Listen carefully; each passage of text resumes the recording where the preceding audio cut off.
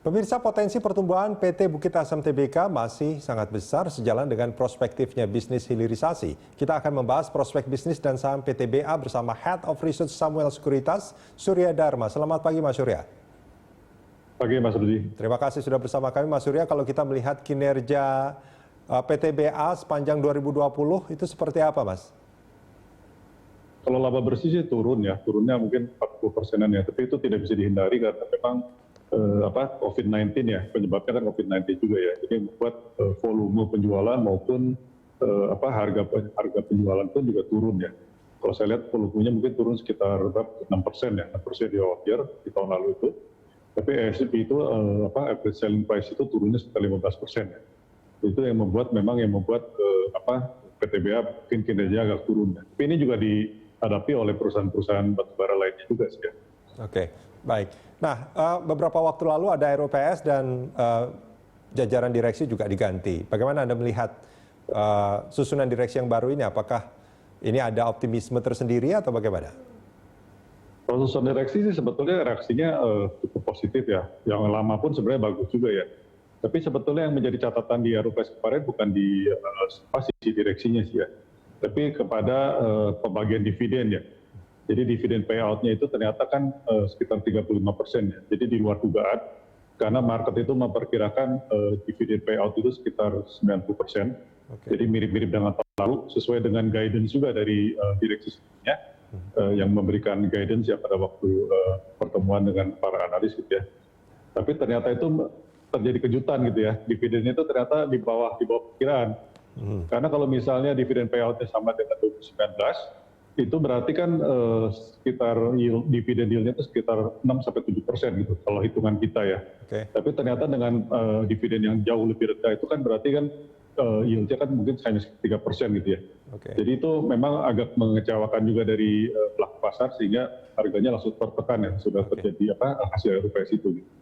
Tapi di sisi lain dengan rencana-rencana ada 2 agenda besar kalau nggak salah yang akan dilakukan perusahaan seperti hilirisasi dan juga penambahan produksi batu bara, kan butuh biaya yang juga tidak kecil sebetulnya kan. Betul. Jadi memang ini capex-nya kan mungkin cukup besar juga ya. Jadi itu itu mungkin yang tidak diperhitungkan oleh mungkin beberapa pelaku pasar yang mengharapkan adanya dividen yang tinggi gitu ya. Tapi secara kinerja sendiri dari PTBA sendiri harusnya kan tahun ini kan mungkin ada peningkatan juga ya. Salah satunya ya tadi dengan kapasitas pengangkutan itu juga ya. Karena kalau kita lihat kan itu menjadi problem juga kalau bisa tidak ditingkatkan kan. Jadi kita tidak bisa tadi target 50 juta mungkin itu masih dalam beberapa tahun ke depan ya. Kalau kita pribadi sih mungkin memperkirakan tahun ini mungkin produksi bisa sekitar 30 jutaan lah ya. Guidance dari perusahaan juga sekitar 31 juta gitu ya. Itu masih masuk akal lah untuk tahun ini ya. Ada peningkatan lah. Karena tahun lalu itu kan seperti kita ketahui kan produksi dari PTB itu hanya sekitar 24,8 juta ya, dengan penjualan sekitar 26,5 juta ton ya batubara gitu. Jadi memang harusnya sih tahun ini ada peningkatan kinerja, dan jangan lupa bahwa PTB ini kan menariknya sebetulnya kan yang membedakan dengan perusahaan-perusahaan batubara lainnya kan adanya hilirisasi ya.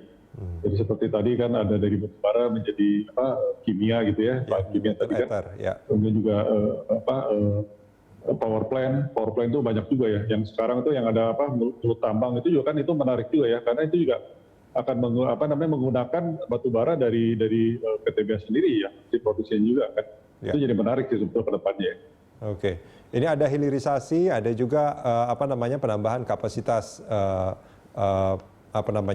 batubara. Nah, kalau dari 2 agenda itu sebetulnya ini memang harus dilakukan sejak saat ini untuk dilakukannya secara bersamaan, secara paralel begitu, atau sebetulnya menurut Anda ini bisa difokuskan ke salah satu sebetulnya? Kalau misalnya cash-nya masih ada sih sebetulnya nggak masalah ya. Dua-duanya berjalan ya. Karena ini kan prosesnya kan nggak sebentar juga ya. Jadi memang harus berjalan kedua-duanya ya, mestinya sih ya. Dan itu sebetulnya bukan cuma 2 proyek ini aja kan, sebetulnya proyek-proyek lain juga yang masih berjalan juga ya. Itu memang ke depannya itu menjadi positif ya untuk PTBA, tapi mungkin untuk tahun ini berarti kan capex-nya mesti jadi lebih tinggi ya mungkin ya, dengan adanya proyek-proyek itu. Baik. Mas Surya Dharma, ini kan PT Bukit Asam kan bagian dari MindID sebetulnya. Nah, ini Ya, betul. kalau Anda melihat PTBA ini dibandingkan perusahaan-perusahaan sejenis di dalam MindID, di MindID, menurut Anda gimana kinerjanya?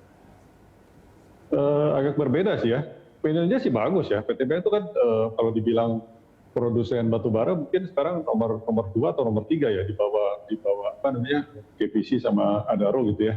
Jadi sebetulnya sih dari segi size kan besar ya. Kemudian juga batu bara PTBA ini kan banyak untuk dalam negeri ya, khususnya untuk dalam negeri kan. Jadi ekspornya mungkin relatif lebih kecil dibandingkan perusahaan-perusahaan lain ya. Jadi ini memang ketergantungan dalam negeri terhadap PTBA juga cukup tinggi ya.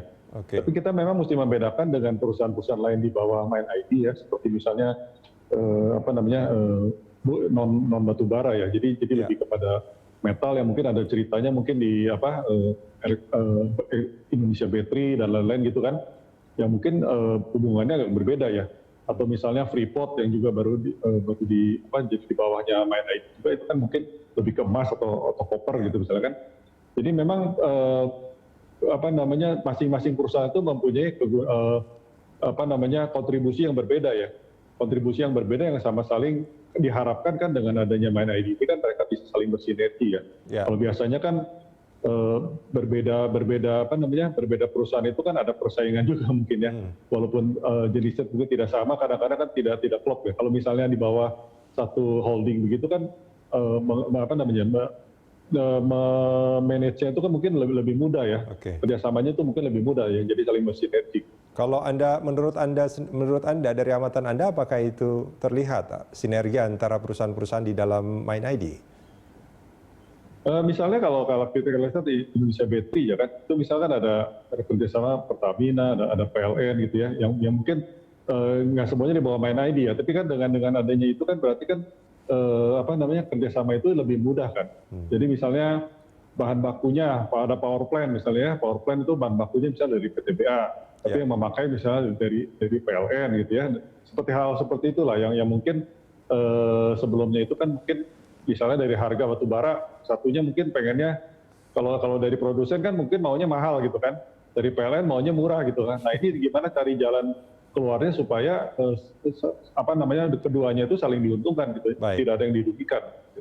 Baik, Mas Surya Dharma, kita jeda sebentar, kita akan lanjutkan di segmen berikut. Pemirsa, Dialog Corporate Action akan segera kembali.